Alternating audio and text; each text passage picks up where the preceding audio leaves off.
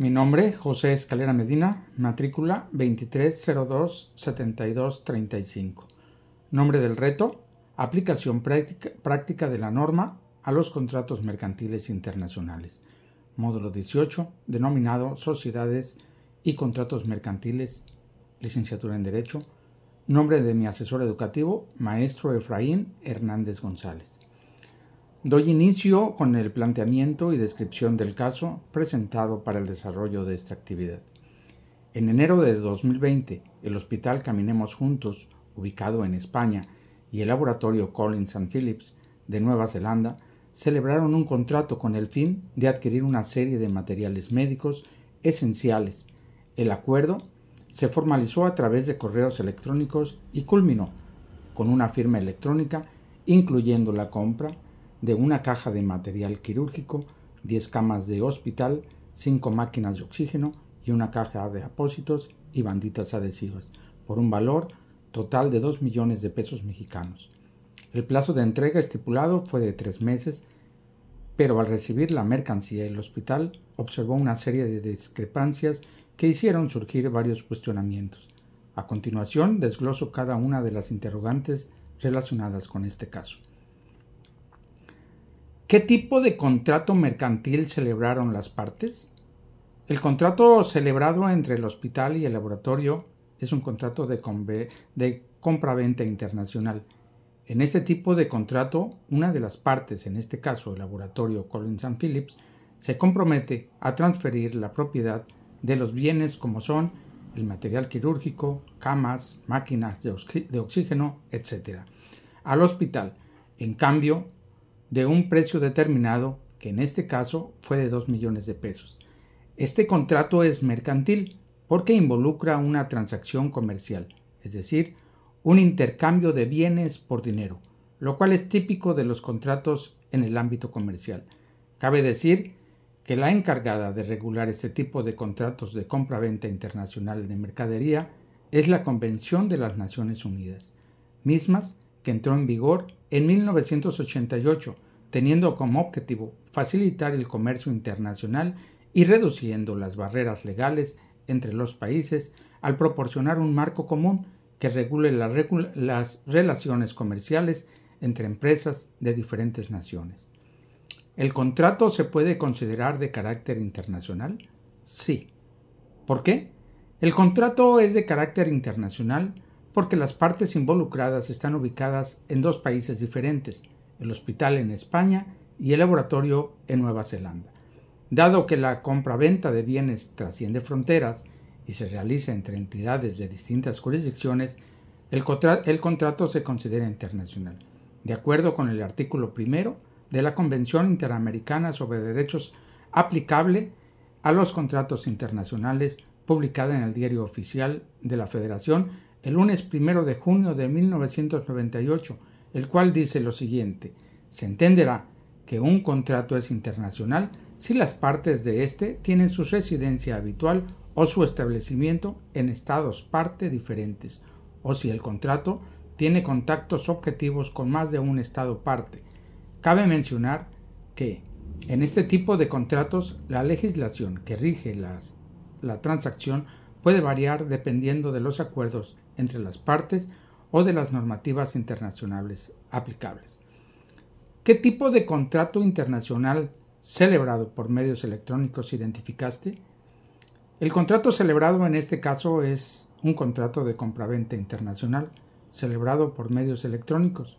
El intercambio de correos electrónicos entre las partes fue la forma en que se negociaron los términos de acuerdo a la firma electrónica fue la que validó el contrato, de acuerdo con las normativas de comercio internacional que permiten el uso de herramientas digitales para formalizar acuerdos, basado en la ley modelo, ya que debido al crecimiento del correo electrónico resultó necesaria su regulación. Es por ello que la Comisión de las Naciones Unidas para el Derecho Mercantil Internacional creó la ley modelo sobre comercio electrónico con el objeto de hacer posible y facilitar el comercio por medios electrónicos. En consecuencia, este contrato se encuadra dentro de los contratos electrónicos, los cuales son reconocidos legalmente tanto a nivel nacional como internacional, siempre que se cumplan los requisitos legales correspondientes como la autenticidad de las firmas electrónicas. ¿Qué obligaciones corresponden a cada parte por la suscripción del contrato? Por la suscripción del contrato, las obligaciones del vendedor, de acuerdo con la Convención de las Naciones Unidas sobre los contratos de compraventa internacional de mercaderías, capítulo 2, obligaciones del vendedor del artículo 30 al 52, son las siguientes. Entre ellas, entregar los bienes descritos en el contrato, material quirúrgico, camas, máquinas de oxígeno, etc., en las cantidades y condiciones pactadas. Cumplir con el plazo de entrega de 3 meses, es decir, antes de finalizar abril de 2020. Garantizar que los bienes entregados sean de calidad adecuada y estén listos para el uso previsto, en este caso, en un entorno hospitalario. Por otro lado, las obligaciones del comprador, de acuerdo con la Convención de las Naciones Unidas sobre los contratos de compraventa internacional de mercaderías, capítulo 3, obligaciones del comprador del artículo 30 al artículo 65 son los siguientes. Entre otros, pagar el precio pactado de 2 millones de pesos mexicanos, recibir la mercancía entregada por el laboratorio y verificar que cumple con las condiciones acordadas. En caso de que las mercancías no cumplan con lo pactado, el hospital tiene la opción de reclamar o exigir que se subsanen los errores. Las partes no señalaron legislación alguna. Entonces, ¿cuál debía de aplicarse? Al no haber una mención explícita sobre la legislación aplicable en el contrato, se debe considerar las normativas internacionales de comercio, en especial la Convención de las Naciones Unidas sobre los contratos de compra-venta internacional de mercaderías, que regula las relaciones comerciales entre partes de diferentes países. Como España y Nueva Zelanda están involucrados en el contrato y ambos países son signatarios de la Convención de las Naciones Unidas, esta convención debería ser la normativa que rija el contrato estableciendo las reglas para la formación del contrato, las obligaciones de las partes y las sanciones en caso de incumplimiento. Considerando que la recepción de la mercancía no fue acorde a lo que se celebró en el contrato, ¿qué opciones crees que tenga el hospital frente al contrato? El hospital tiene varias opciones para resolver el incumplimiento. De acuerdo a la Convención de las Naciones Unidas sobre los contratos de compraventa internacional de mercaderías, en sus artículos 45 al 52, sección 3, derechos y acciones en caso de incumplimiento del contrato por el vendedor. 1. Exigir la subsanación del incumplimiento solicitando que el laboratorio reponga los productos faltantes o defectuosos como las camas y las máquinas de oxígeno. 2. Recibir un reembolso parcial si se considera que el hospital ya ha recibido parte de la mercancía y que la discrepancia no justifica una rescisión completa del contrato. 3.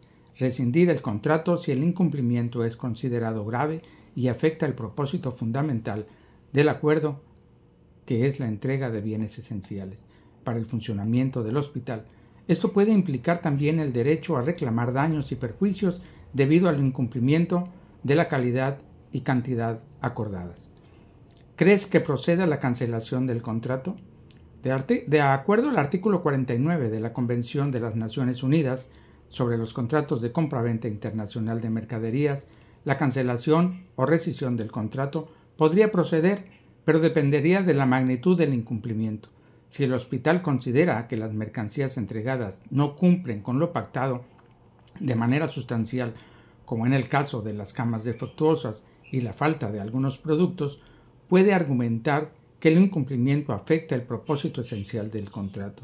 Según la Comisión de las Naciones Unidas para la Compraventa Internacional de Mercaderías, si el incumplimiento es grave, el comprador tiene derecho a rescindir el contrato. Sin embargo, si el incumplimiento es menor, se podría optar por exigir el cumplimiento o la reparación sin anular completamente el acuerdo. Conclusión. Para evitar futuros conflictos, en el contrato celebrado entre el Hospital Caminemos Juntos y el Laboratorio Collins & Phillips, se deberían incorporar una serie de cláusulas clave que brinden claridad sobre las expectativas y obligaciones de ambas partes, así como mecanismos de resolución de disputas. Las siguientes cláusulas podrían ser altamente recomendables. Cláusula de descripción detallada de los bienes y especificaciones.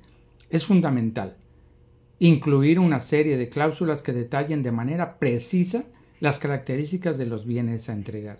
En este caso, las camas de hospital, las máquinas de oxígeno, etc., incluyendo marcas, modelos, cantidades y condiciones de entrega. Esto evitaría interpretaciones erróneas y discrepancias sobre lo que se consideraba recibir. Debería especificarse que los productos deben cumplir con ciertos estándares de calidad apropiados para el uso en hospitales. Con una descripción clara, se podrían reducir las posibilidades de que las entregas no cumplan con las expectativas de calidad y cantidad. Es fundamental precisar en el contrato un calendario detallado para la entrega de los bienes, así como las consecuencias en caso de incumplimiento del plazo. En este caso, el contrato debería haber estipulado con mayor claridad las penalidades por demoras o entregas parciales. Podría establecerse una penalización diaria o alguna compensación por cada día de retraso, más allá del plazo acordado, a fin de incentivar el cumplimiento del tiempo pactado. Este caso resalta la importancia de especificar claramente las condiciones de entrega, los plazos y la calidad de los productos en los contratos internacionales. Además, subrayar la necesidad de regular cómo se manejarán las disputas y qué legislación se debe aplicar en casos de problemas para garantizar que ambas partes puedan resolver cualquier conflicto de manera eficiente y justa. Es cuanto.